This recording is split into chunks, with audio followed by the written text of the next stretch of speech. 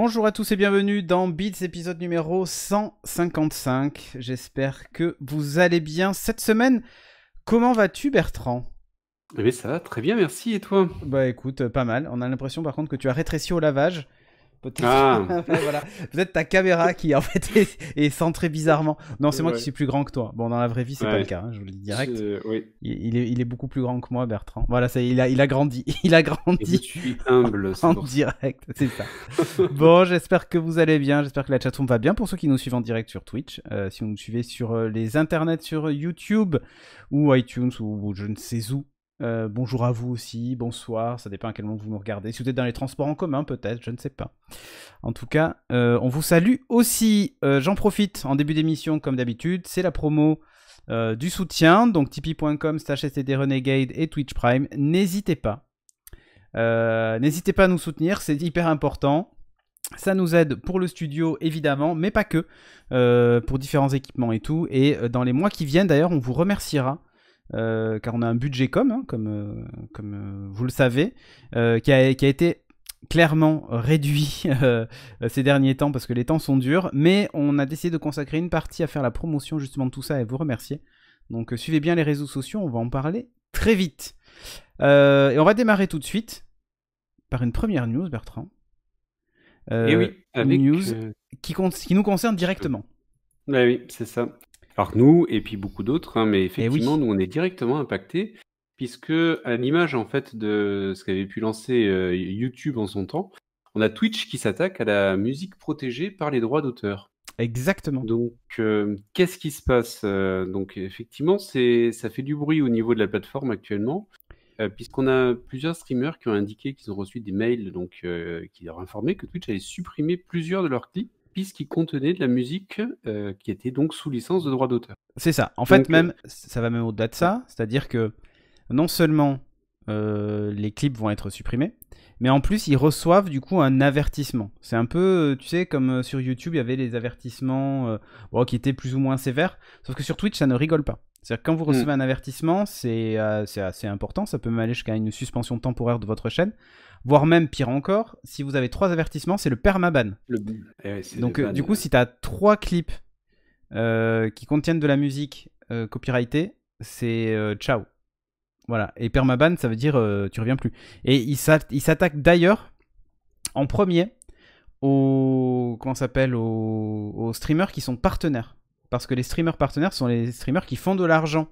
Donc faire de l'argent avec du contenu appartenant à quelqu'un d'autre, dont les droits appartiennent à quelqu'un d'autre, c'est totalement interdit. Donc voilà. Ce qui est délicat aussi, c'est l'effet rétroactif, hein. Oui. C'est-à-dire que c'est pas uniquement sur la nouvelle production de contenu, mais c'est bien également sur l'ancienne production. Donc, Même des c'est clips sur qui ça remontent à où c'est dur, 2017. hein. Ouais, c'est ça. Voilà. Donc Donc là, on c'est... a pas mal de Twitchers là, qui sont en train, et de chaînes de Twitch qui sont en train de revoir et de supprimer en masse en fait leurs vidéos. Oui.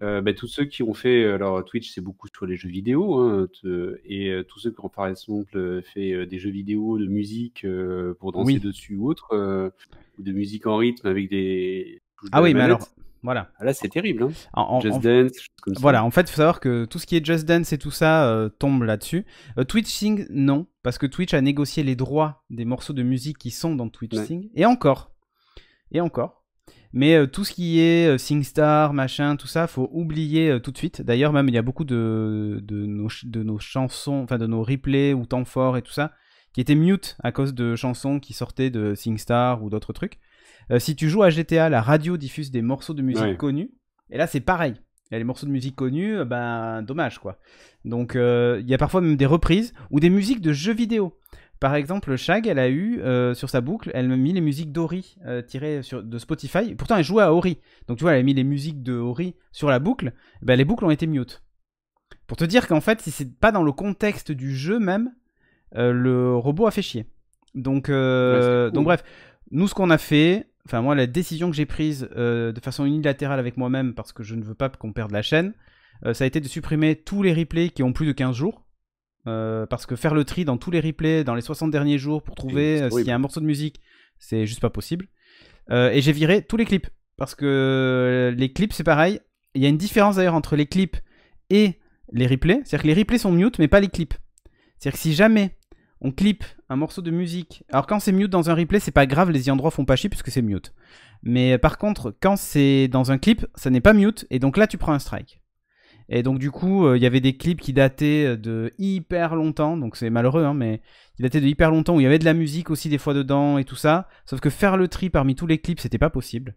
Donc j'ai dit, bah c'est pas grave, on supprime tout, et à partir de maintenant, les clips seront propres, puisqu'on va plus diffuser de musique libre de droit. Voilà. Après, ça fait quand même râler parce que c'est la mémoire de la chaîne hein, qui Oui, bien disparaît sûr, un bien peu, sûr. en tout cas, sur Twitch. Bien sûr. Mais bon, c'est nécessaire. Hein.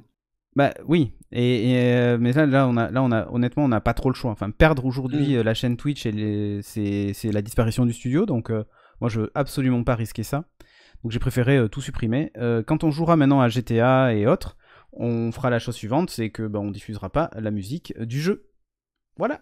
Mais tiens, donc ça va mettra la avoir radio des sur impacts. off. Et donc sur nous, sur d'autres, typiquement le fait de commenter les conférences en direct aussi. Voilà, si c'est en plein milieu pareil. d'une conférence, ils mettent une musique pour Qui n'est pas accompagner la libre. présentation, Voilà. hop, ça y est, on est sous couvert du droit d'auteur. Exactement. Donc le bon c'est exemple, pas rien. justement, c'est la Ouais. conférence PS5 qui va être, alors si vous nous suivez en direct, qui va être commentée sur la chaîne demain à 22h. Vous aurez en fait l'image en petit dans un coin, mais vous n'aurez pas le son de la conf. Donc en fait, si vous voulez suivre la conf avec nous, vous lancerez votre navigateur préféré avec 2 onglets ouverts, un sur nous en train de commenter, et un autre avec la conf. Comme ça, en plus, vous pouvez ajuster le volume de la conférence, si vous souhaitez, par rapport au volume des gens qui commentent. Voilà. C'est le seul moyen que l'on a de le faire, mais on prendra plus de risques à partir de maintenant, parce que Twitch a resserré la vis, et il est temps d'arrêter les bêtises, quoi. Voilà. Ouais. Après, c'est vrai qu'on assistait là, depuis quelques temps à pas mal de youtubeurs qui partent sur Twitch. Donc, il y a pas mal de personnes qui disent c'est depuis que les youtubeurs arrivent sur Twitch. Ouais, ça c'est moi, c'est la vanne que je fais. Se met à avoir les mêmes règles que les youtubeurs. Je l'ai entendu plusieurs fois, celle-là. Ouais, mais on met ça, non. Dans les faits, c'est pas lié à ça, mais clairement, en fait, l'audience de Twitch a explosé ces derniers mois avec le confinement et puis effectivement beaucoup de youtubeurs qui, du coup, ont trouvé sympa le fait de faire de la vidéo live, en fait, sans montage, sans rien. Ça demande beaucoup moins de travail. Pour eux en tout cas, après ça fait pas appel aux mêmes qualités, c'est pas le même contenu, voilà, il faut animer le direct, on n'est pas du tout dans de la vidéo montée qu'on peut écrire et ce genre de choses. Donc si t'es pas bon en improvisation on va dire, ou en animation, écrire et faire des vidéos YouTube c'était un moyen d'y arriver en fait. Et Nelliger qu'on aura tout à l'heure après avec nous pourrait le dire, que faire une vidéo live et une vidéo montée, ça n'est pas du tout la même chose, ça fait pas du tout appel aux mêmes qualités personnelles que le live en fait. Enfin voilà, c'est des choses qui sont vraiment très différentes.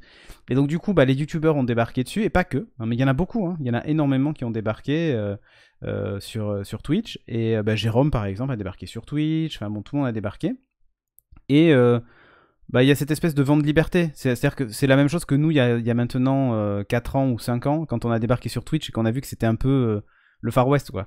C'est-à-dire que peu importe ce que tu mettais comme musique, peu importe ce que tu faisais, tout était plus ou moins autorisé, comme en plus c'était du live, enfin bon, tu vois le truc. Bien sûr. C'était vraiment en mode... on fait un peu ce qu'on veut, comme c'est live, on s'en fout, machin et tout. Sauf que les ayants droit ont pas vu ça du même œil, hein. Ils se sont dit, oula, attendez, il y a beaucoup d'audience, les gens commencent à monétiser les choses, il y a énormément de nouveaux Twitch partners, enfin bref. Du coup, ils ont dit, allez, stop, on arrête tout ça, on va couper ça. Il y a beaucoup de gens qui jouent aux jeux vidéo en mettant Spotify en fond, et il y a même un truc qui s'appelait Song Request, où les gens faisaient des requêtes de son, en fait. De musique. Faut pas oublier que Amazon a également Amazon Music, hein, donc c'est pas évident ensuite d'aller négocier le catalogue de musique sur Amazon Music, et en même temps de pas reconnaître les droits d'auteur et de rémunérer les majors dessus, donc c'est pas évident non plus en termes de grand écart pour Amazon, donc ça se comprend en tout cas qu'ils posent le sujet à un moment donné comme YouTube l'a fait. Ouais. Et le dernier point que j'avais moi, c'était le fait qu'on a pas mal de utilisateurs Twitch puis qui ont dit très bien, puisque c'est ça, on va aller voir du côté de Mixer. Bon, moi j'y crois moyen parce que c'est la fuite en avant, hein, c'est-à-dire que Mixer non mais Mixer ça va avoir les mêmes problèmes dans quelques mois dès qu'ils auront un seuil critique de personnes. Donc bon voilà. Ouais. Et puis Mixer, il y a personne dessus, enfin, faut pas non plus se leurrer. C'est tous les gens qui vont partir vers Mixer, à moins qu'il y ait un mouvement général de tous les plus gros streamers qui filent sur Mixer. J'ai un très Ah, gros doute. il faudrait vraiment que ce soit une vague de fond. Là. Ninja avait, pour plusieurs millions de dollars, avait été sur Mixer et il a perdu son audience entièrement. Donc ils sont fous, il a récupéré des millions de dollars. Maintenant, il stream là-bas pour 8000 personnes, tu vois. Mais quand tu vois qu'en France, des sardoches qui étaient moins connus que lui, Ninja, mondialement connu, anglais, machin, il fait 150 000 vues sur un stream de LoL pour son retour. Bon, tu vois que les audiences sont pas les mêmes sur Mixer et sur Twitch. Mais après, effectivement, pour 2 millions, je suis prêt à migrer la chaîne sur Renegade sur Mixer. Microsoft, vous avez mon adresse. Bisous. Voilà. Bon, on va passer au sujet suivant. Prouver son âge sur les sites X. C'est bientôt une réalité en France, peut-être. En fait, il y a même de fortes chances. Le Sénat a adopté la proposition de loi contre les violences conjugales. Vous allez me dire, quel est le rapport ? Et parmi toutes les mesures du dispositif se retrouve un amendement au milieu, glissé comme ça. C'est-à-dire qu'au milieu, ils auraient pu mettre, on rend les tickets de bus gratuits ou je ne sais quoi, hein. Mais non. Ils ont mis, donc, empêcher l'accès à ces sites pornographiques, donc à des mineurs, avec l'obligation pour les sites de vérifier l'âge de chaque visiteur. C'est-à-dire que la simple déclaration de dire « Je suis majeur, oui, j'ai bien plus de 18 ans », c'est plus suffisant. Mais pas que. Exemple type du concept simple avec une application extrêmement complexe. C'est ça. Mais pas que. C'est-à-dire que les sites X, mais aussi les sites qui vendent ou qui promeuvent de l'alcool, par exemple. Ça va très loin. Donc pour prouver son âge, les visiteurs ont plusieurs possibilités, a priori. L'amendement propose 2 solutions. Soit utiliser une carte de paiement. C'est-à-dire que tu es obligé de renseigner une carte de paiement pour rentrer sur le site, même si tu ne payes pas. D'accord. Voilà. Évidemment, faites-le, hein, je vous le recommande. Ou une identification via France Connect. C'est-à-dire le truc qui sert à vous connecter à vos impôts et tout ça.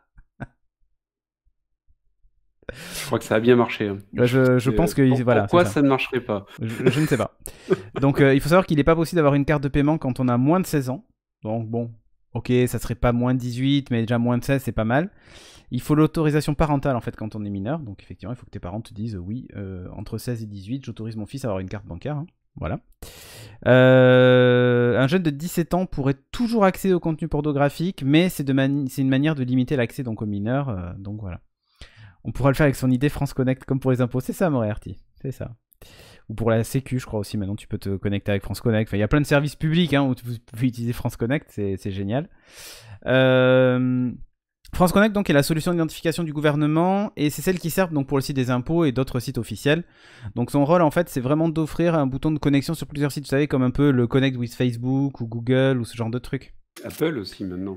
Et même Apple, Sign with Apple et compagnie. Donc voilà, l'idée c'est d'utiliser ça. Donc France Connect va garantir que l'utilisateur est majeur. Parce qu'eux ils ont ta date de naissance, ils ont tout hein, forcément. Donc voilà, il va falloir faire ce genre de choses, mais s'identifier avec le même identifiant que les impôts, je suis pas certain que ça passe entre nous. Et en cas de non-respect, pour les sites pornographiques pour les visiteurs français, donc le CSA pourra mettre en demeure le site qui aura 15 jours pour implémenter la solution de vérification de l'âge des visiteurs. Ils vont donner les API de France Connect aux sites porno. Pour se connecter en fait. Bon, c'est le moment de parler de notre sponsor NordVPN. C'est ça, exactement. Alors NordVPN, non je plaisante. Voilà. Non mais honnêtement, c'est juste ouf quoi. Bon, en plus il faut savoir que c'est pas hyper efficace dans le sens où effectivement tu changes tes DNS, tu utilises un VPN ou ce genre de choses. Il y a même des petites extensions de navigateurs qui te permettent de faire ça à la volée. Honnêtement, aujourd'hui, tous les gamins savent pas faire ça. Mais c'est tellement facile que sur jeuxvideo.com, sur le forum 15-18, vous allez avoir toutes les solutions détaillées pour le faire simplement. Bon, en plus, ça pose aussi un autre problème de sécurité de manière globale. C'est-à-dire que des sites web qui vont te dire tu as moins de 18 ans, tu peux accéder à des sites porno, clique ici pour télécharger mon logiciel qui va te permettre de contourner le truc. Sauf que ce logiciel va miner du Bitcoin sur l'ordinateur en même temps ou va te proposer récupérer tes identifiants de plein de trucs et en échange tu pourras aller sur tes sites porno quoi. Donc ça va ouvrir cette voie aussi à ce genre de choses. Donc l'amendement a été soumis par une sénatrice qui s'appelle Marie Mercier du groupe Les Républicains. Voilà, donc elle a reçu un avis favorable du gouvernement, elle devrait être rapidement entérinée, donc ça va vraiment se faire. À la demande de l'association Open, donc voilà, c'est l'un des chevals de bataille depuis des années. Et plus bizarrement de Dorsel. Figurez-vous que Dorsel aussi demande ça. Et pourquoi Dorsel? Pour lutter contre l'accès forcément au porno gratuit. Parce que eux en fait font que du porno payant, donc et ils ont un abonnement d'ailleurs, un Netflix-like du porno chez eux. Et donc du coup, ils vont te dire, quitte à donner votre carte d'identité à des sites que vous ne connaissez pas à l'étranger, donnez-le à quelqu'un de Made in France, hein, et payez en fait, chez moi directement votre abonnement pour profiter de tout ça en fait. Voilà, donc ils veulent lutter contre les sites gratuits, et d'ailleurs ces sites gratuits sur lesquels on retrouve certainement des contenus Dorsel piratés quoi. Donc voilà. Pour les sextoys aussi, Chagara, mais de toute façon pour les sextoys c'est très différent puisque c'est pas des images pornographiques, donc aujourd'hui un mineur peut très bien voir à quoi ressemble un sextoy sans que ça soit choquant. Il ne peut qu'imaginer, c'est pas explicite, donc c'est pas considéré comme de la pornographie. Et pour s'en procurer, il faut une carte bancaire, donc ça règle le problème qu'on citait au-dessus, qui fait partie des solutions. Donc voilà. Mais il faut savoir que c'est pas le premier pays à tenter ça. Il y avait aussi l'Angleterre, rappelez-vous, on en avait parlé plusieurs fois, parce que ça a mis des années avant d'être mis en place, puis finalement ça a été mis en place, puis contourné tout de suite, puis finalement ils ont abandonné. Mais c'est ça, en fait, c'est ce que j'ai dit tout à l'heure, hein, c'est sur le papier, c'est. Alors Chagara, pourquoi tu dois dire. Juste 2 secondes. C'est pas possible. Ouais, c'est ça, exactement. Pourquoi doit-on dire que j'ai plus de 18 ans en rentrant sur le site? Parce qu'en fait, si jamais il y a des images explicites qui les accompagnent, ou des femmes dévêtues, ou ce genre de choses, voilà. Alors sur les ventes privées, c'est très différent. Les ventes privées doivent le proposer comme ça. Mais tu vois, par exemple, chez Dorsel, si tu vas acheter des sextoys, dans la boutique, il n'y a pas que ça, en fait. Tu vas retrouver des films porno ou ce genre de choses, et tu vas sans doute avoir des images un peu, voilà. Et après, il y a sextoys et sextoys. Évidemment, quand on parle de sextoys pour les hommes, par exemple, c'est beaucoup plus explicite. Donc, je pense que là, effectivement, le moins de 18 s'impose. Mais bon. Bref, dans tous les cas, de toute façon, c'est réservé à un public adulte. Hein, donc, devoir t'authentifier sur le site de Dorsel avant d'acheter des sextoys, ça semble à peu près logique. Il faudra voir comment ça se passe sur Amazon, puisque sur Amazon aussi, vous trouvez de ce genre de contenu. Voilà. Après, Amazon, tu me diras, tu vas que si tu as une carte bancaire, puisque tu achètes, donc tu as plus de 18 ans. Hein. Tu as ton compte, effectivement. Ouais, voilà, il faut voir ça, quoi. Bon, enfin bref. On verra si ça va fonctionner ou pas. Évidemment, il y a énormément de critiques sur la vie privée. Parce que c'est bizarre, hein, mais confier sa sexualité au gouvernement, parce qu'en fait, c'est pas vraiment ça. Dans les faits, c'est l'API qui te connecte, machin. Mais qu'est-ce qui empêcherait France Connect de dire vous avez utilisé France Connect sur le site de Dorsel. Donc du coup, ils savent que tu consommes du porno, ou ils savent que, bref. C'est encore une intrusion, c'est encore une intrusion de plus dans ta vie privée. Il y aura peut-être un lien avec les API de Stop Covid, pourquoi pas? C'est ça. Voilà, pour qu'elles servent. Voilà, exactement. Si tu t'identifies avec ton application. Ça servira. C'est pas mieux de confier ça à des sites qui utilisent Google Analytics, tout à fait. Ce fantasme n'est pas autorisé par le conseil puritain du gouvernement. C'est un peu ça, Nelly. Bon, enfin bref, c'est pas le sujet de la vie privée qui fait peur. Mais si, parce qu'en fait, il y a quand même cette idée que tu vas être authentifié. T'es pas du tout anonyme sur le site porno. Si demain, tu vois, ils vont créer un compte local qui va être associé à ton token de France Connect, donc qui va reprendre des infos comme ta date de naissance et ce genre de trucs, tu vois. Si les gens, on connaît l'hygiène numérique des gens, c'est pas gagné, quoi. Si demain il y a une base de données qui fuite avec la liste des gens qui consomment, je sais pas moi, de la pornographie un peu borderline, ou tu vois, ou que, enfin, tu pourrais très bien être affiché en public. Je dis pas que c'est mal. C'est le truc, t'as peut-être pas envie que ta sexualité soit dévoilée au grand public, en fait. Ça pourrait permettre de faire chanter, pourquoi pas, des hommes politiques ou des gens bien placés. Non, ça peut pas. Non, c'est déjà arrivé, tu vois. On demande une moralité exemplaire à nos hommes politiques, et malheureusement, c'est rarement le cas. Hein. N'est-ce pas, Benjamin Griveaux? Bref. Ouais. Mais voilà.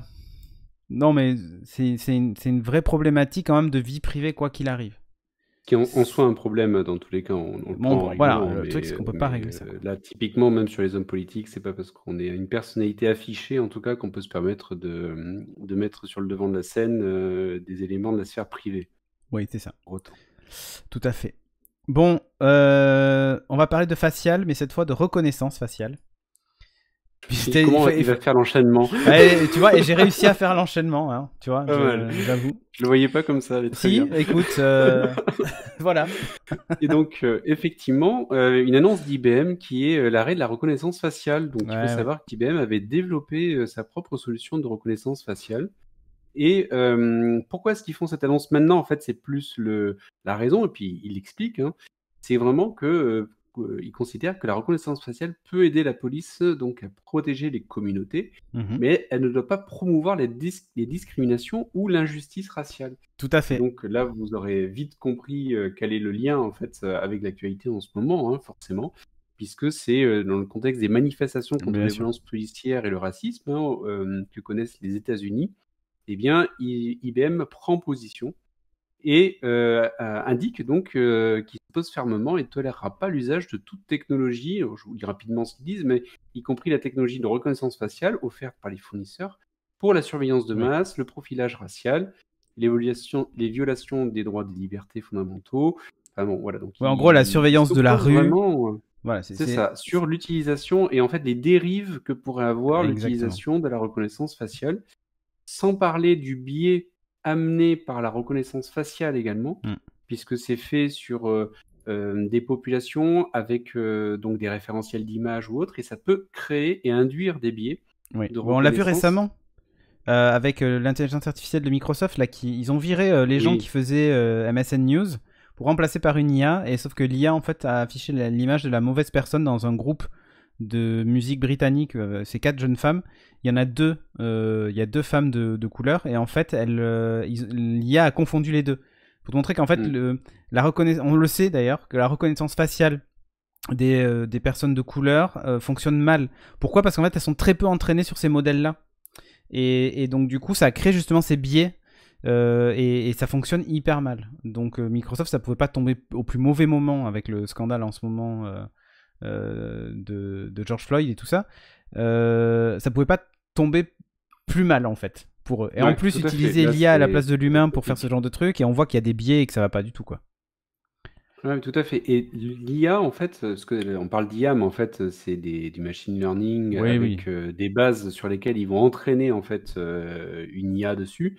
Et donc tout dépend vraiment de la base qu'on lui a donnée. C'est ça. Or, effectivement, les bases de données qui sont fournies, même des banques d'images, là en l'occurrence, souvent comportent elles-mêmes un biais que l'IA va venir accentuer. Et donc là, comme tu le disais, va pas s'entraîner suffisamment. On l'avait vu également avec une IA qui avait tourné sur des profils LinkedIn pour arriver à faire du recrutement, et qui, naturellement, s'est mise à favoriser les hommes blancs par rapport à des femmes. Même les femmes. Alors qu'on n'avait mis aucun biais en fait, n'avait été programmé. Mais le biais a été introduit par la base. Voilà. C'est ça, exactement.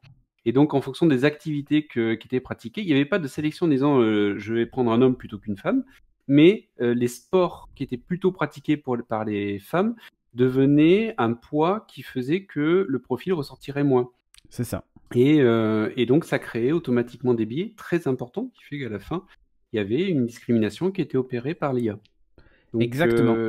C'est effectivement dans ce contexte, en tout cas actuel, on peut comprendre en tout cas le message d'IBM, qui est quand même un message assez fort, et moi je m'attendais pas du tout à cette sortie, en tout cas là, d'IBM. Alors après, ils sont un poil à la bourre sur ça. Je crois qu'ils l'ont utilisé que pour au début c'était utilisé pour certaines villes, je crois, et certaines polices. Enfin, c'était des outils vraiment très spécifiques métier, et justement ça, avec l'actu du moment, il était temps de dire stop à ça. Et de toute façon, elle n'est pas très utilisée, la techno d'IBM, comparée à ce que fait Microsoft ou ce que fait Amazon. Donc peut-être aussi un moyen de s'arrêter proprement. Ouais, c'est ça. Mais il ne faut pas confondre évidemment la reconnaissance faciale comme ça de masse et ce que vous avez dans vos téléphones. Ça n'a rien à voir. Là, on est sur de la biométrie.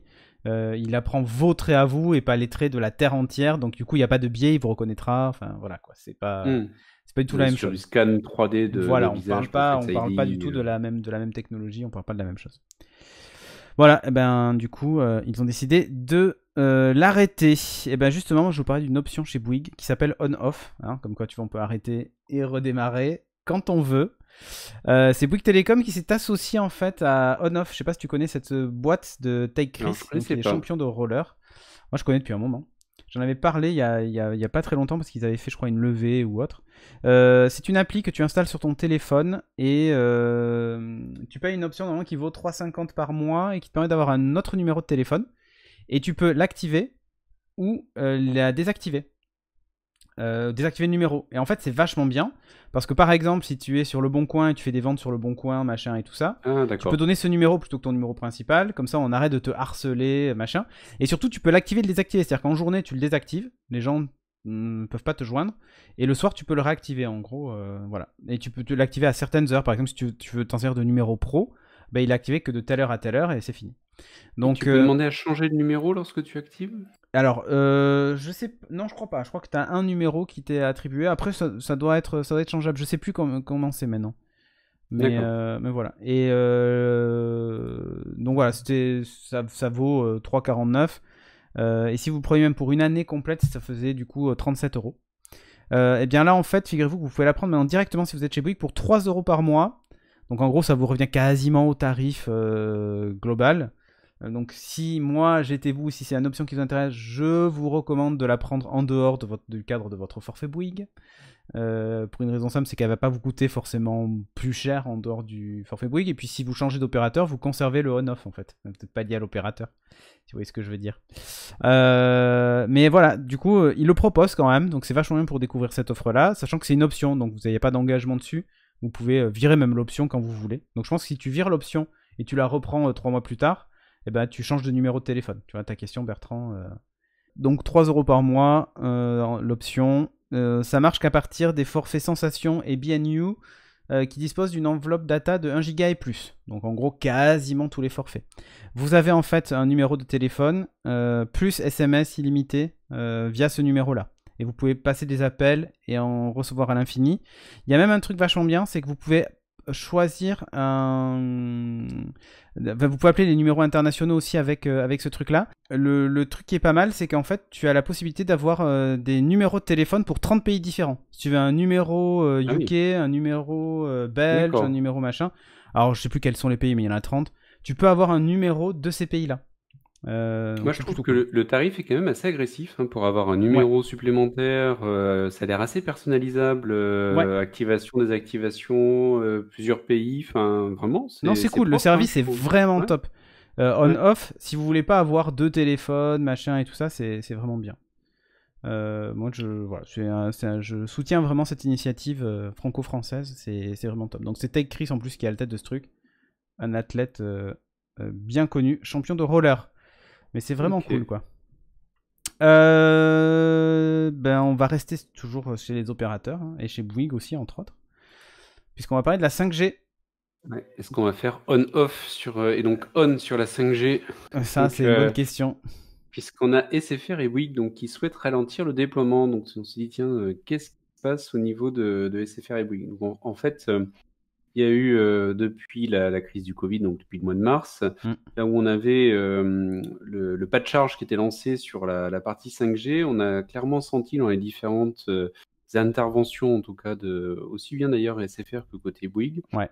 que le discours change et que les opérateurs, ces deux opérateurs-là en tout cas, On va dire c'est plus la commencent à priorité, dire, quoi. voilà, on n'est pas si pressé que ça, on a dû consolider là, les infrastructures pour pendant le confinement. On a vu aussi que ça tenait parce que le but de la 5G, c'était aussi désengorger la 4G. On a vu que la 4G tient et on pourrait se dire que la 5G, ben, c'est ce qui va permettre de désengorger des villes. Or, aujourd'hui, la 5G est plutôt envisagée sur les zones non urbaines pour Mm. pouvoir justement apporter du haut débit là où on ne peut pas forcément fibrer. C'est Donc, ça. les besoins, en tout cas, immédiats et urgents, sont un peu moins urgents, un peu moins immédiats quand on refait un peu C'est ça. Et les comptes. c'est ça. Et l'autre point, ben, c'est que les opérateurs ont aussi été en difficulté, comme tout le monde, là, dans le contexte actuel, que c'est des milliards qui sortent, hein, quand même, Ouais. pour pouvoir payer les licences hein, sur les licences 5G, et que ben, SFR et Bouygues verraient bien de se retrouver à aussi financer ces investissements massifs que l'année prochaine et aussi mettre un petit peu de pression sur l'État pour baisser les prix. en disant que, au vu du contexte actuel, c'est peut-être un petit peu trop cher ces licences 5G. Ouais, Et donc c'est aussi un moyen là-dessus. Ouais, tout à fait. Et alors, parmi les arguments aussi qu'invoque Martin Bouygues, il dit qu'en gros, c'est pas encore mature. Bon, Ouais. je trouve que cet argument est pas vraiment recevable, Non, mais why not? Par contre, il dit que ça suscite comment ça s'appelle des soucis, du scepticisme, de la méfiance et peu d'engouement et d'enthousiasme. Pourquoi? Parce qu'en fait, effectivement, pendant la crise du Covid, il y a eu toutes ces fake news autour de la 5G.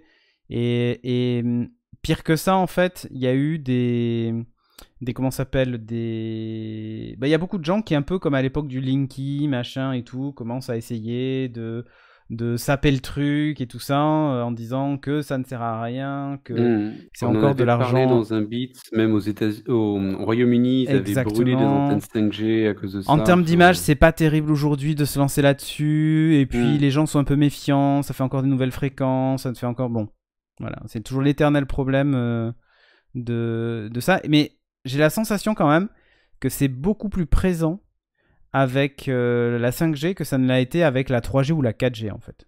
La 4G, on commençait à l'entendre, mais la 5G, j'ai jamais vu ça en fait. Les gens disent bah ça sert à rien. Après, dans les faits, la 4G marche tellement bien que les gens ne ressentent pas le besoin. Et du coup, tant qu'il n'y a pas de besoin, tu te dis pourquoi lancer ça alors qu'en plus les gens du coup se disent ouais mais ça fait encore des antennes, ça fait encore... Et puis il va falloir changer de téléphone, et puis c'est pas le moment, et puis voilà. C'est quand même beaucoup pour les entreprises aussi, pour les besoins de mobilité, pour les besoins que l'on peut avoir sur les voitures connectées, par exemple. Donc ça va être nécessaire pour les nouveaux usages qu'on va avoir. Mais là, vraiment, c'est beaucoup... c'est moins dans une application concrète. Après, nous, ça va vraiment servir sur tout ce qui est latence. Oui, c'est ça. Donc voilà, vraiment la latence. Par contre, ça, on va vraiment s'en rendre compte, nous les particuliers, hein, j'entends. Et donc vraiment, c'est là où ça va, je pense, beaucoup jouer. Au-delà des débits, hein, bien sûr, qui sont assez pharaoniques, mais on s'était quand même plutôt bien fait à la 4G. Après, une fois qu'on va ouvrir les débits, forcément, les applications vont demander à être plus gourmandes en données parce qu'il y a la possibilité de le faire. Oui. Draxas dit des choses assez vraies. Hein. Tu vois, il dit je comprends pas alors que les ondes sont déjà des ondes utilisées sauf le 26 GHz, ce qui est vrai. Mais en fait, c'est pas rationnel. Il faut que tu te mettes en tête que ça n'est pas rationnel du tout, cette peur-là. Donc les gens ont peur de la 5G, comme déjà à l'époque de la 4G, on disait oui mais ça va brouiller la TNT, c'est le bordel. Alors c'est vrai, il y a des fréquences qui faisaient un peu chier, hein, j'avoue. Mais c'était un problème technique qui était facile à résoudre.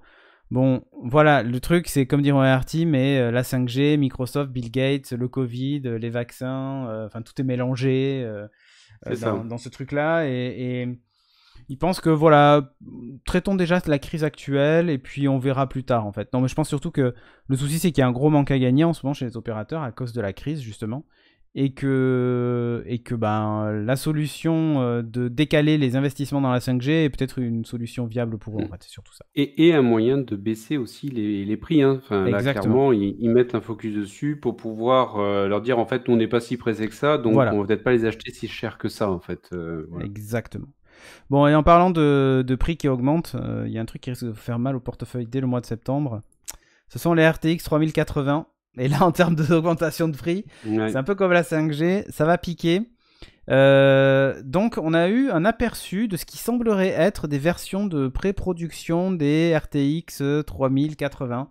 Alors je dis des pré-productions parce que oui, on n'est pas certain que ce soit vrai.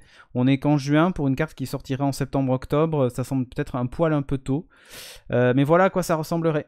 Des photos qui ont été prises. Donc RTX 3080.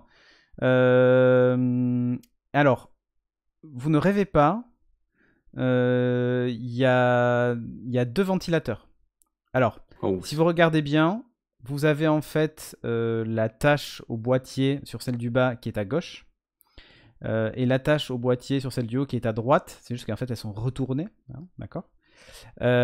Pourquoi? Parce qu'en fait elles disposent d'un nouveau système de refroidissement avec une aspiration d'air à l'arrière et une extraction à l'avant ou inversement.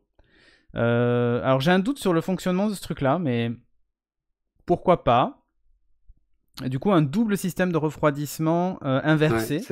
Ça semble étroit en fait pour arriver à faire circuler comme ça l'air, mais ouais, moi j'avais pas, démonté ma 1080. Déjà dans 1080, il y a cette circulation d'air qui se fait via un tunnel avec un truc de refroidissement et tout machin. D'accord. Donc ça pourrait marcher. Bon, là vous avez un rendu 3D de ce à quoi ça pourrait ressembler. Bon, elles sont pas vilaines, hein. Elles restent low profile. Donc ça serait les modèles Founder Edition, donc ceux de chez Nvidia, avant les customisations des constructeurs. Mais voilà, ça a l'air de se rapprocher. Honnêtement, elles sont pas vilaines, hein, ces cartes. Je trouve que dans un Mac Pro, elles seraient pas moches. Ça irait bien avec. Hein. Ça reste très propre. Il n'y a pas de fioritures, d'ailerons qui l'a fait aller plus vite. Et voilà. En fait, assez bizarrement, bon, je sais, mon PC, tout le monde dirait, c'est un PC de KK Tuning, machin, tout ça, ok. Ma carte graphique, par exemple, c'est une MSI Aero 1080 OC. Si vous regardez le design de cette carte, il est ultra sobre. Parce que sur la carte graphique, j'adore avoir un design industriel sobre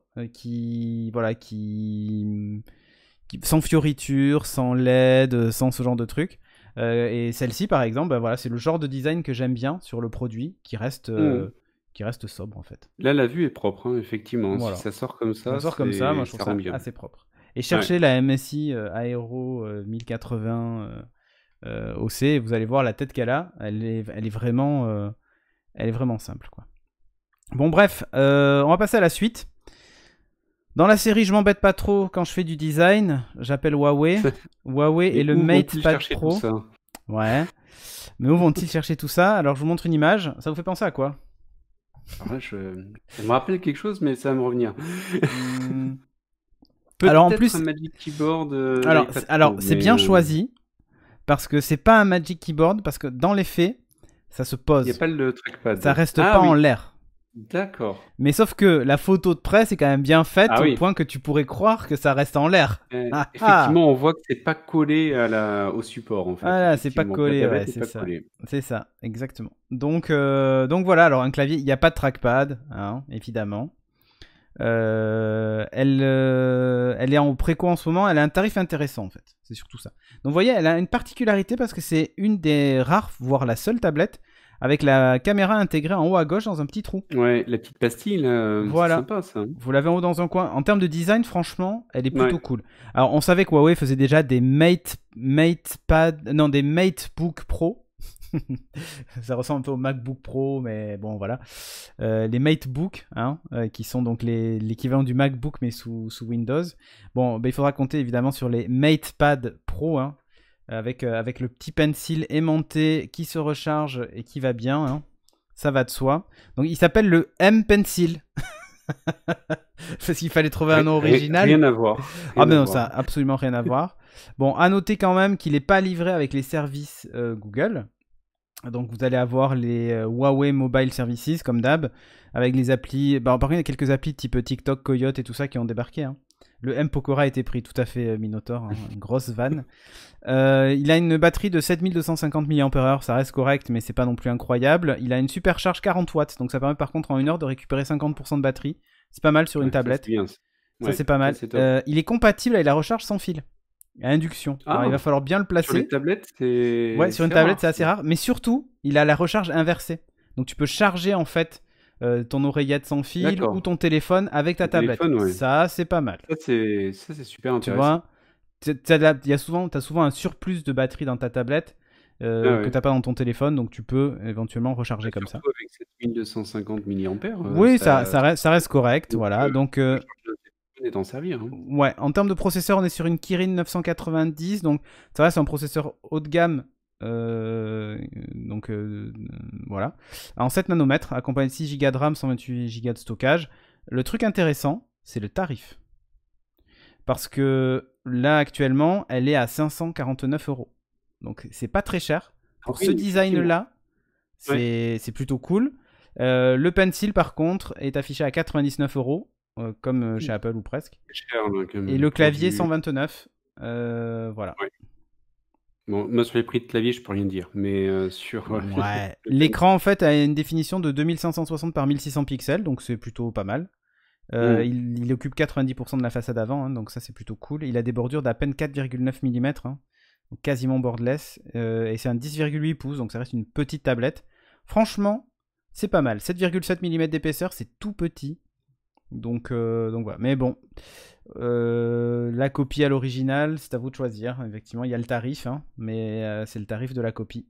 Donc, dommage. On va justement chez Google. Ouais. Tu veux me parler de Google et de la navigation privée? News très rapide avant notre dossier, c'est juste pour dire que en ce moment, on a une class action qui est aux États-Unis contre Google concernant le fait que Google ait collecté des données alors que les utilisateurs étaient en navigation privée. Ça alors, c'est étonnant ça. C'est fou. Donc, bon, c'est quoi le sujet? En fait, c'est typiquement dans un navigateur comme Chrome, lorsque vous passez en navigation privée, vous vous attendez à ce qu'effectivement tout ce que vous fassiez ne soit pas traqué par votre navigateur, ne conserve pas de log et donc ne fasse pas de lien avec votre identité. Et il se trouve que même si vous êtes en navigation privée, eh bien, ils ont pu constater que Google a récupéré quand même les données de navigation des utilisateurs et des informations d'identification.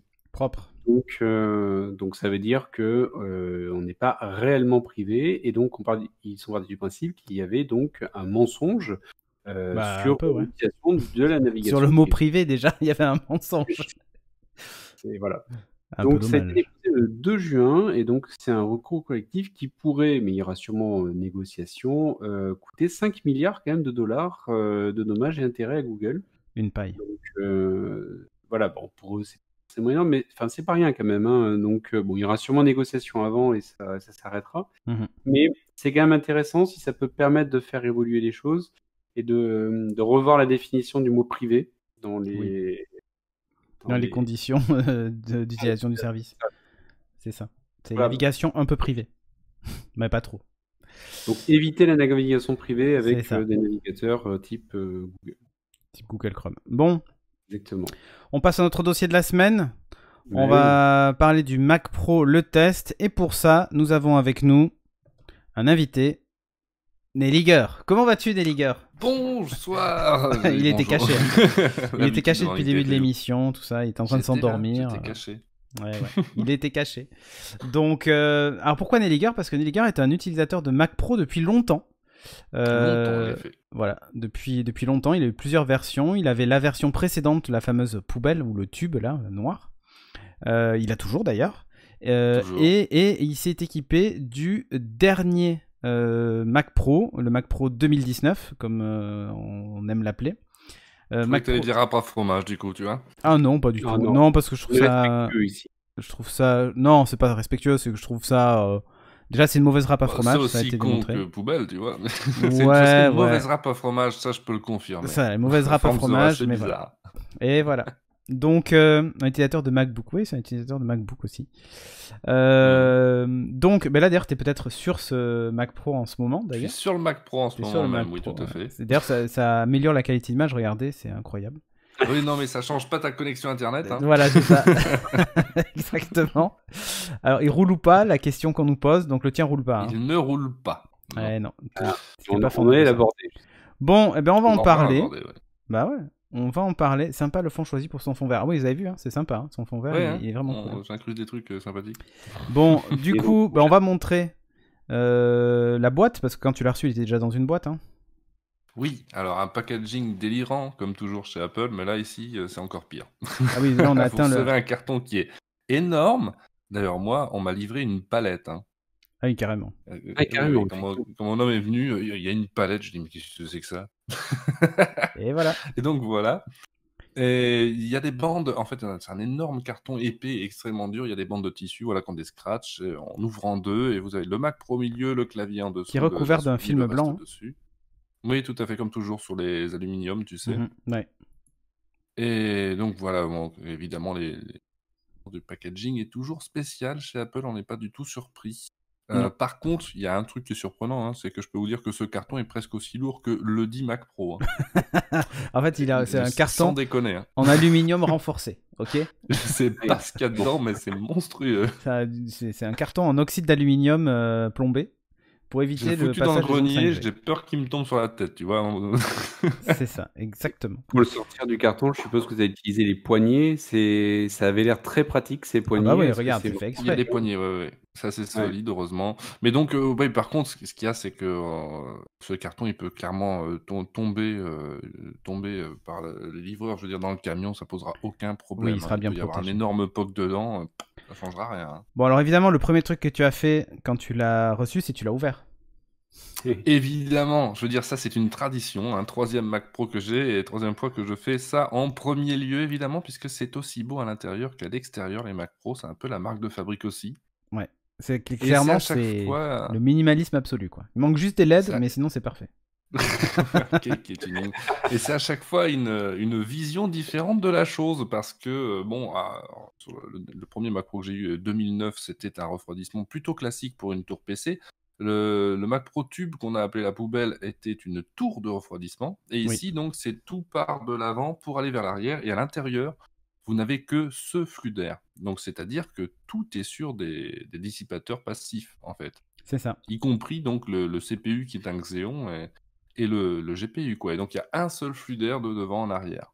C'est ça. Il me semble qu'il y a quand même un autre ventilateur qui traîne quelque part sur certaines configs. Je l'ai vu Peut-être chez sur certaines iFixit. cartes graphiques. Oui, c'est ça. Ah oui, j'ai pas vu ça. C'est ça. J'ai pas celui-là. Ils sont où les câbles? Mais il y en a pas. D'ailleurs, c'était un truc qui était déjà le cas sur les Mac Pro de 2009, parce que nous avions une carte fille qui venait dans un tiroir sur laquelle il y avait les CPU et la RAM. Oui, c'est ça. Et il y avait des tiroirs aussi pour les disques, et il n'y avait pas un seul câble dans la machine, et il n'y en a toujours pas un seul d'ailleurs. Tiens, tu vois, dans le démontage, tu le vois, le ventilateur au fond à droite là-bas. Ah Tu oui. vois, il y en a un quatrième. Ah, je sais pas où il est celui-là alors. Ouais, je sais plus où il est. Je crois qu'il est de l'autre côté de la carte mère. Sur cette photo-là, je crois qu'on le voit Ce serait l'alimentation ici, là. peut-être? derrière. Tu vois, on voit les trois de devant Ah, oui. et au fond on voit le dernier et c'est celui-ci. Ah, c'est peut-être pour pousser à l'arrière, enfin je veux dire, Bon, c'est je sais pas, ouais. ce serait le En tout ventilateur cas, arrière pour voilà, en tout aider cas, le flux. voilà. Il y en a un autre qui est de l'autre côté de la carte mère et qui d'ailleurs sur son chemin rencontre la petite barrette de mémoire qu'il est en train de retirer qui en fait est un disque dur. Enfin voilà, le SSD. Tout à fait, SSD. Voilà. Et donc je vais vous remontrer la vue. Malheureusement en connecteur propriétaire, il faut le dire. Ça, Ouais, c'est c'est ça. dommage. Et je vais vous montrer Ouais. donc la vue éclétée pour vous montrer qu'il y a 0 câble. Voilà. Non, c'est pas Ça, mes c'est C'est vraiment- ça qui est remarquable. hein. C'est tous les composants. Voilà. Voilà. Là, il est démonté pas un seul entier. câble dans la Il machine. n'y a pas un seul Et câble. alors Tout se fait avec des connecteurs sur la carte mère. Enfin voilà. Toi qui avais les anciennes versions, pour le coup, Navigator, Mhm. tu retrouves une patte sur le sujet. Tu vois des changements autres que esthétiques, hein, puisque forcément, là, le form factor est différent. Oui, en fait, on sent surtout, parce que la dernière tour, qui n'était pas le tube, qui était upgradable, date maintenant de longtemps, et on sent que les temps ont changé. Nous n'avons plus des conneries du genre une petite carte fille pour le Wi-Fi, Oui. avec une antenne qui était à l'intérieur du boîtier, ce qui était très con sur les anciens Mac Pro d'ailleurs. Nous n'avons plus d'emplacement de disque dur. On peut avoir un genre de boîtier pour baie de disque dur interne en option, mais de base, il n'y est pas, puisque c'est vrai que de base, on a tendance à plus utiliser ça, en fait. Ouais. Parce que tu prends suffisamment de stockage, et si tu en veux plus, tu utilises des NAS maintenant. Ouais. C'est vrai. Exactement.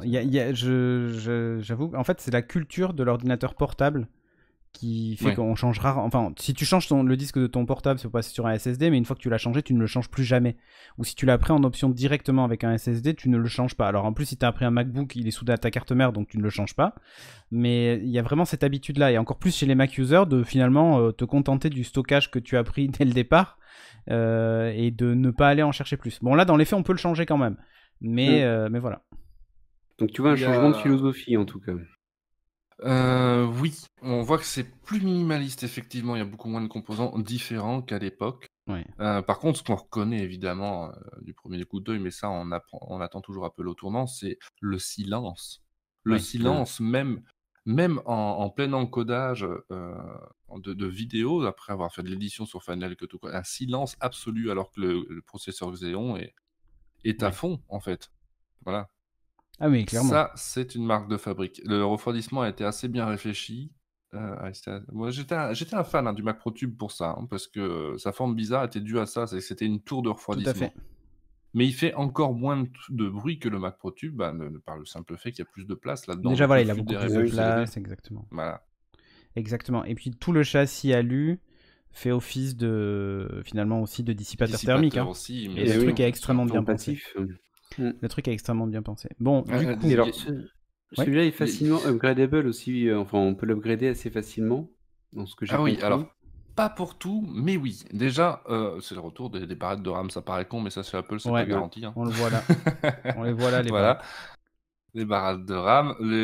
Alors, les SSD, oui, avec un gros mais, c'est que c'est du connecteur propriétaire. Alors, il y a et qu'en plus, tu ne peux pas le changer toi-même. Hein. À cause de la puce. À cause de la puce T2, vous ne pouvez pas le changer vous-même, le disque dur. Donc ça reste quand même problématique. En sécurité. Il existe une marque qui a tendance à fournir les SSD propriétaires avec connecteur propriétaire d'Apple au bout d'un moment. Mais là, ici, la puce de chiffrement va poser un problème puisque chiffrement matériel. C'est ça. On peut changer le processeur.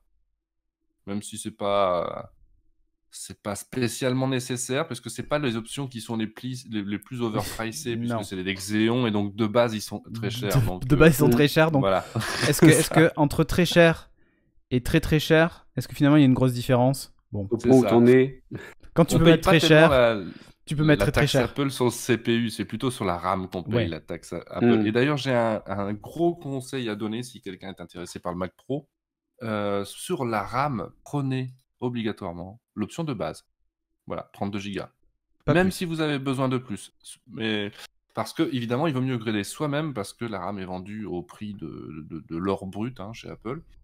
Et par contre, vous prenez donc les 32 Go de RAM et même si vous n'avez pas besoin de plus, vous rajoutez tout directement 2 barrettes. Et je vais vous expliquer pourquoi. Parce qu'à la base, c'est 32 Go avec 4 barrettes de 8. Mais les processeurs Xeon qu'il y a dedans sont capables de prendre 6 canaux de mémoire. Donc évidemment qu'on met 2 barrettes de plus de 8. Ok. Pour utiliser les 6 canaux. Les 6 canaux. Plutôt que de remplacer les barrettes elles-mêmes. Voilà. Mais alors, on le voit d'ailleurs sur la carte mère, sur cette image-là.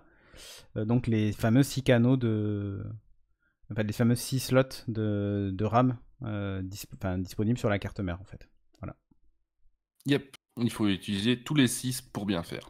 D'ailleurs, ils fonctionnent comment par paire? Ils étaient placés comment de base? J'ai pas encore regardé. T'as pas regardé? J'ai pas encore regardé. Non. Où ils sont. Parce qu'en fait, il y a peut-être. J'ai l'impression que tu vois, par exemple, tu pars de gauche à droite et tu en mets une dans la triplette de gauche. Généralement, il y a un ordre. Oui, c'est ça. Mais il y a un truc auquel j'étais déjà habitué sur le tout vieux Mac Pro upgradable que j'avais de 2009, c'est que dans le menu pomme que tu as quand tu vas voir à propos de ce Mac, il te donne des informations là-dessus. Et si tu as sur la mémoire, il va te dire si tu veux en rajouter, tu le mets sur tel slot et tel slot. Et c'est par rapport à ces canaux.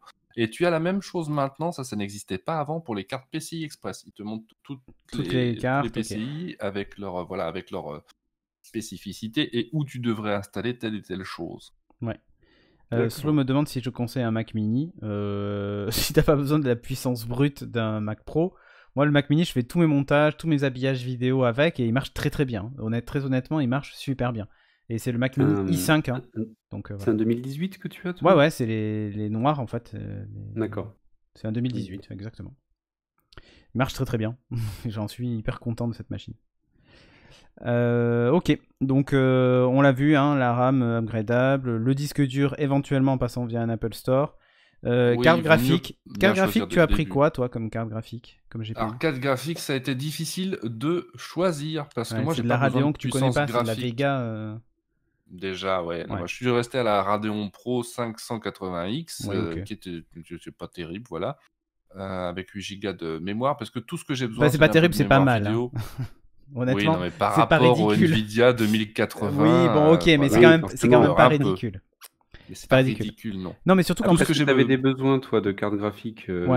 C'est pour ce que tu fais, en fait. Ça dépend de l'utilisation. Exactement. Alors, c'est surtout pour le multi-écran, moi, que c'est dérangeant, si tu veux, de pas avoir beaucoup de ports sur la mienne. Ouais. Mais sinon, j'ai juste besoin d'un peu de mémoire vidéo pour faire mon montage, c'est tout. Pas d'une carte très puissante. Oui, c'est les ports qui me posent a priori problème parce que dessus, sur la carte de base, il n'y a que 2 HDMI. Ah oui. Et pour brancher, tu peux brancher 4 écrans de plus en plus de cela, mais sur des ports USB-C de la machine. Tu en as 2 derrière et 2 au-dessus. Ouais, et tu en as 2 au-dessus, mais donc tu finis avec des câbleries bizarres. Ah ouais, mais non, mais ouais, au-dessus, c'est. Mais là aussi, il y a une astuce. Je donne mes astuces. Ouais, mais tu peux les chaîner et tout ça de toute façon. Il y en a. Mais même au-delà de ça, tu mets un dongle. Il y a beaucoup de gens qui prennent la carte de base et qui upgrade plus tard. Oui. Et donc, ce qui veut dire que dans un an, des Radeon Pro 580X, l'option de base, vous en aurez sur eBay pas cher, Et oui, tellement tu il y peux en en a à vendre. rajouter plusieurs. Et tu en rajoutes plusieurs. Moi, ça fera tellement, tellement le truc qu'il n'y a pas besoin de voir autre chose. Parce que là aussi, les options de carte graphique sont beaucoup trop chères pour ce qu'elles Ah oui, sont. clairement, ouais. Clairement. Clairement, ouais. Et tu peux aller jusqu'à je sais plus combien de GPU, mais c'est assez monstrueux quand tu fais la config totale. Moi, tu vois, sur le Mac Mini, j'ai un port HDMI. Attends, j'en ai un ou deux? Je crois que j'en ai qu'un. Je sais plus si j'en ai un ou deux. Et par contre, j'ai 4 ports USB-C Thunderbolt. Et en fait, mes deux écrans que j'ai face à moi sont branchés en USB-C Thunderbolt directement. Et je peux en brancher plusieurs. Alors, il y a une limite par contre, parce que comme en plus, moi, c'est des résolutions 2K, c'est un peu particulier. Mais on peut y arriver. Est-ce qu'il y a une version il n'y a pas de version sans carte graphique non drag, ça n'existe pas. Non. Toujours une carte graphique avec les Mac Pro. Et à la base, ce sont des stations de travail faites pour ça, en fait. Pour le graphique, même quand tu utilises un serveur, tu utilises une interface graphique. Oui. Donc, au moins pour mettre en fonction. Ouais. Toi, dans l'utilisation, quand même, toi, tu l'utilises, mais tu es plutôt dans une utilisation professionnelle que pour une utilisation d'un particulier, en fait. Oui, complet. Et c'est pas le genre de machine que j'achèterais si je devais l'acheter moi-même, évidemment. Hein. C'est un achat de société. Ça s'adresse clairement aux professionnels.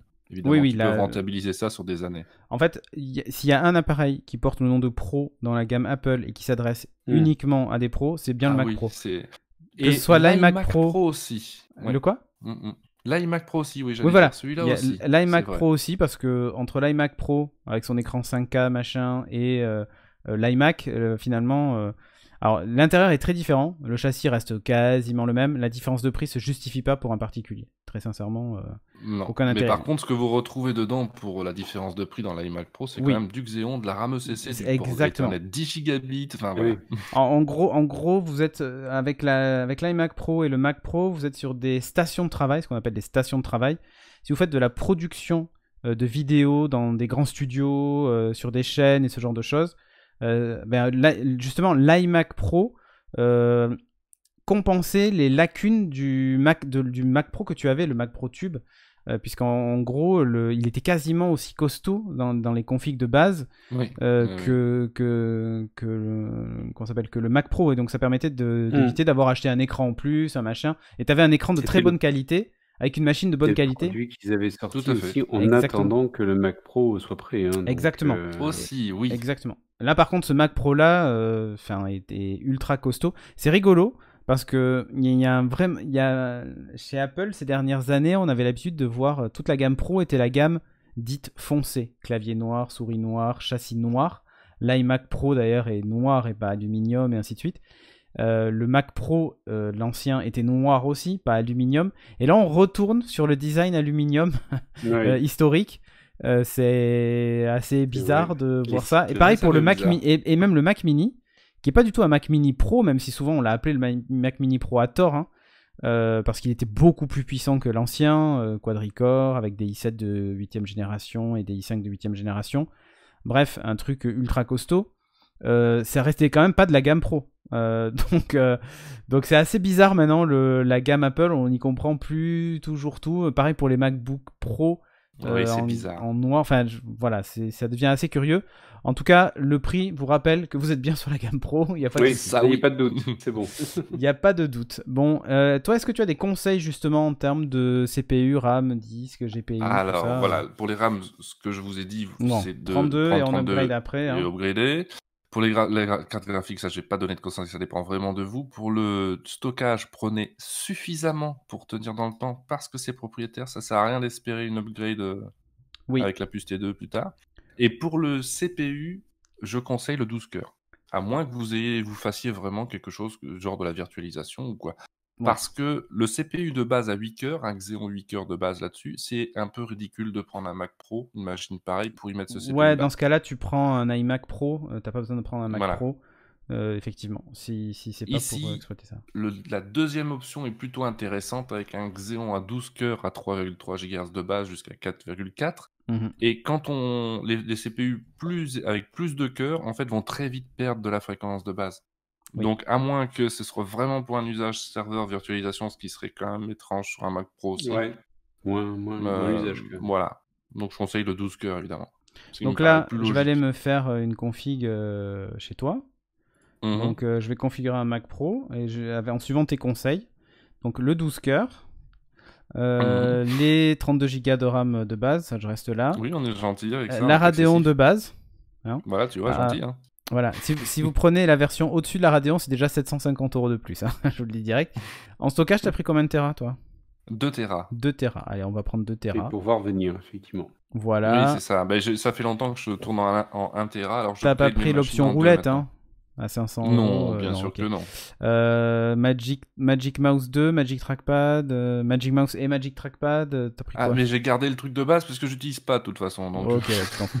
Bon, après, on garde tout de Complètement. base. On a une machine, effectivement. Le prix s'oublie, la qualité reste de 8749 € Maryse. Oui, alors, Voilà. autre chose à savoir, TTC. TTC. Pour un hein, professionnel, c'est pas ce prix-là qui Voilà, compte. c'est ça. Tu le touches hors taxe. Vous enlevez 20% Il reste ça du aussi. prix. On 2 est Tera, plutôt c'est dans les utile avec le 7000, là. streaming et le cloud, nous demande Sekizaï. Ben, quand t'as Alors, pas une connexion. ça dépend ce que tu fais. Mais Ouais. dans mon cas, par rapport aux fichiers professionnels que je traite, j'en ai à peu près 500 gigas qui restent toujours sur la machine.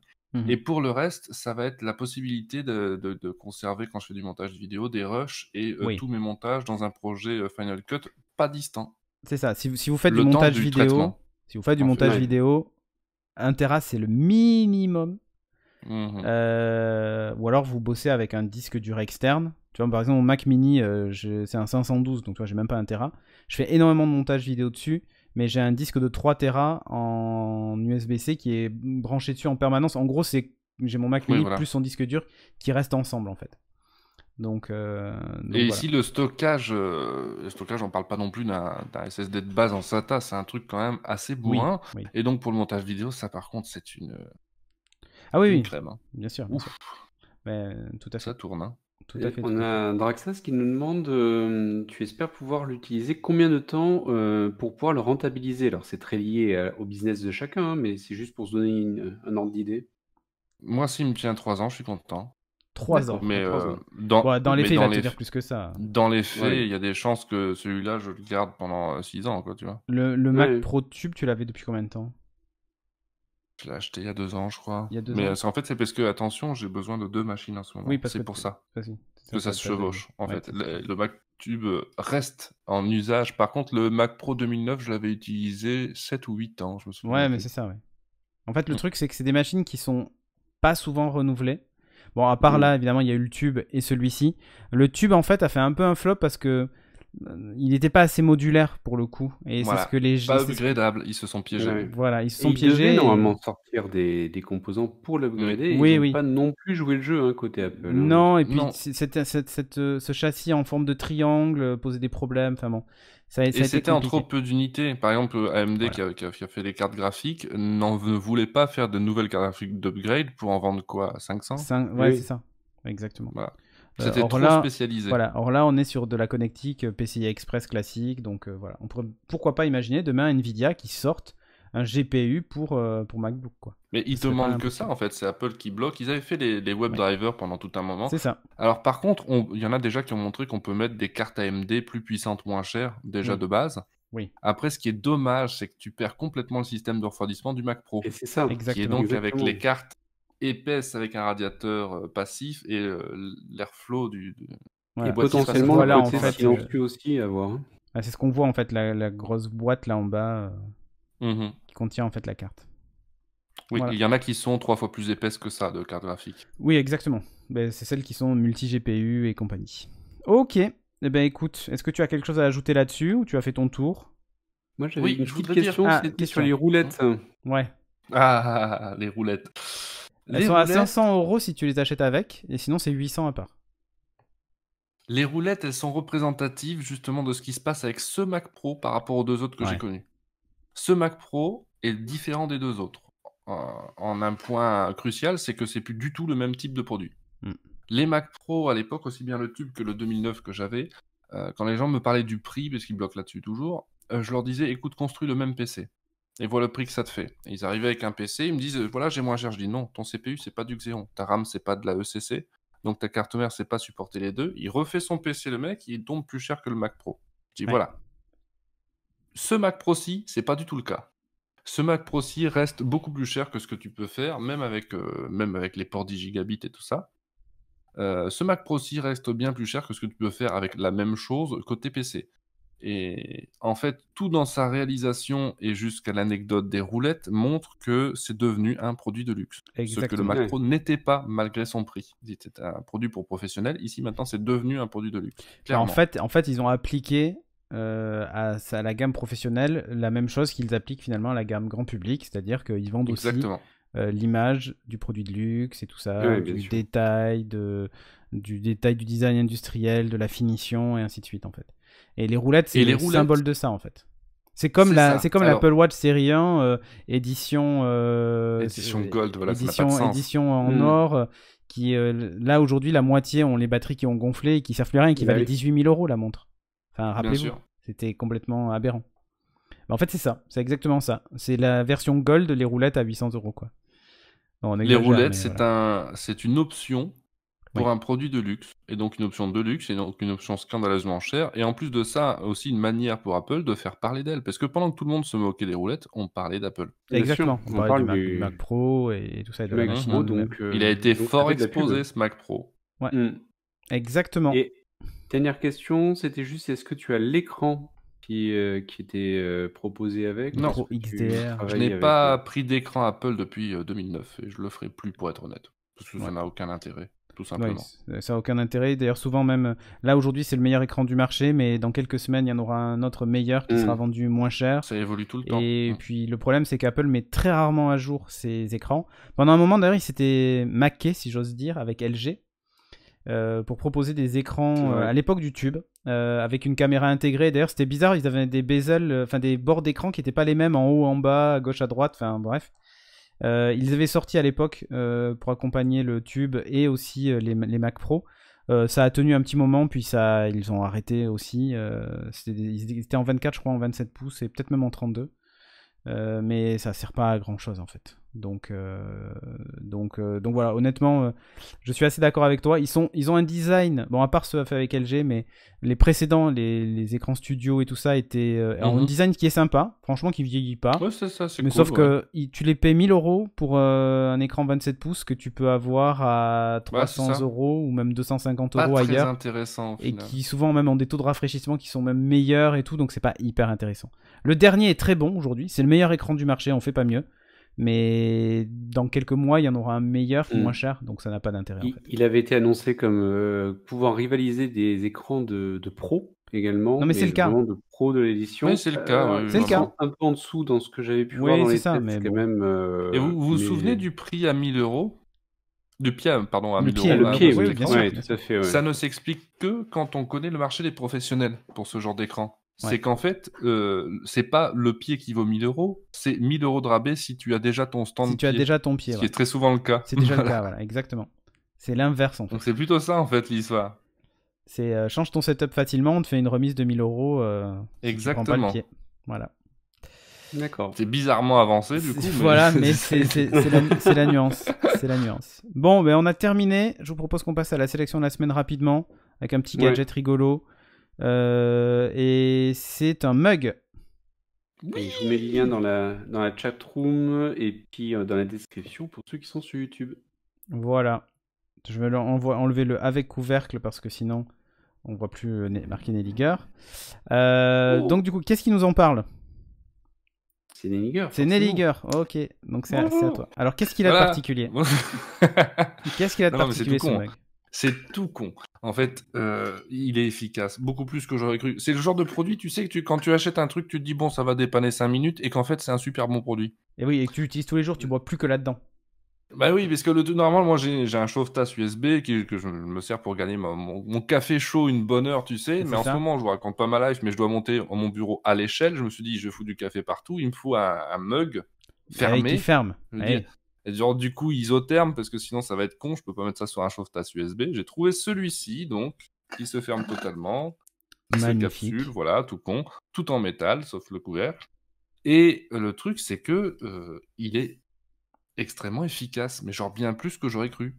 D'accord. Donc là, je je vous me le montre. surprends parfois à oublier le mug au bureau, je fais un truc dans le chantier, je reviens 2 heures après, le café est chaud quoi. Le café est chaud. Et là en fait, t'as pris la version noire. c'est ça? Voilà, donc c'est on ça. voit, Une ouais. espèce d'anthracite, ouais. C'est pour aller avec le Là, MacBook finalement. Il manque juste une pomme dessus. finition et est on est assez bon. belle. Bon, le couvercle, ça reste un Une truc tour tout ce qu'il y avait de plus standard. Ouais, c'est classique. Et donc là, donc une bonne isolation. Et donc toi, tu recommandes plutôt ce produit-là pour tous ceux qui sont à la recherche de mugs isothermes. Oui, complètement. Et au bureau, ça peut être une chouette façon, comme les chauffe-tasse USB, mais en consommant pas de courant, du coup, de boire moins de café en le faisant tenir plus longtemps. Parce qu'on aime bien avoir une boisson chaude à disposition quand on code, hein, souvent, mais pas forcément boire 15 cafés juste pour l'avoir chaud. Ouais, exactement. Donc là, on voit, il existe en plusieurs tailles du coup. C'est ça? Mhm. Ouais, c'est ça. Oui, en fait, les deux autres, ouais, ça devient des trucs pas pratiques, plutôt de voyage, quoi. Ouais, exactement. On a le premier qui est vraiment un La tasse poil de plus voyage. grand qu'un mug classique, quoi, tu vois. Ouais, ok, je vois. Et Ouais, alors, je vois, le je vois. prix de cette merveille, 15,99 €. C'est pas si Voilà. cher. Ok. C'est Correct. pas si cher. Tout à fait. Moi, je vous dis quand même, le meilleur mug, c'est celui-là. Ah, Évidemment. eh ben, Il évidemment. fait de la pub. Il fait de la pub. C'est le mug Beats Que que vous vous retrouvez retrouvez dans sur la notre boutique boutique. Utip. Exactement. Bon, en tout cas, merci beaucoup pour cette émission. On rappelle les comptes Twitter, donc @Cédric Bonnet pour moi, @BertrandInnov pour Bertrand et @Nelliger pour Nelliger, évidemment. Ben justement, tu en parlais. Tipeee.com/Renegade pour nous soutenir ou vos Twitch Prime si vous nous suivez sur Twitch. Vous pouvez aussi aller sur la boutique oui, c'est ça, Utip. Sur la boutique Utip, vous avez les liens, vous avez le lien sur le site internet, mais vous l'avez aussi sur la page Twitch et tout ça, on le mettra aussi sous la vidéo. Si vous voulez vous procurer le magnifique mug de Bertrand, qui certes ne tient pas le café aussi longtemps au chaud que celui de Nelliger, mais qui a l'avantage d'être ultra classe. Donc voilà, ça va de soi. Merci la chatroom pour ceux qui nous ont suivis en direct. Merci pour ceux qui nous écoutaient toutes les semaines en podcast. On se donne rendez-vous pas la semaine prochaine, exceptionnellement, mais dans 15 jours, puisque voilà, on va faire une petite interruption de 15 jours. En tout cas, merci beaucoup Nelliger, merci Bertrand. Et puis, merci pour l'invitation. Pour savoir ce que l'on fait aussi sur renegade.fr, vous avez un agenda, vous allez découvrir plein d'émissions, plein de streams et plein de trucs que l'on fait. N'hésitez pas à aller visiter le site. Vous êtes nombreux à visiter le site en fait. J'ai vu les statistiques. Oui. C'est pas mal. Donc continuez, on va le mettre à jour d'ailleurs avec la nouvelle charte et tout ça dans les semaines qui viennent. Encore merci à vous donc. Merci la chatroom et à bientôt. Ciao ciao. Bye bye. Ciao.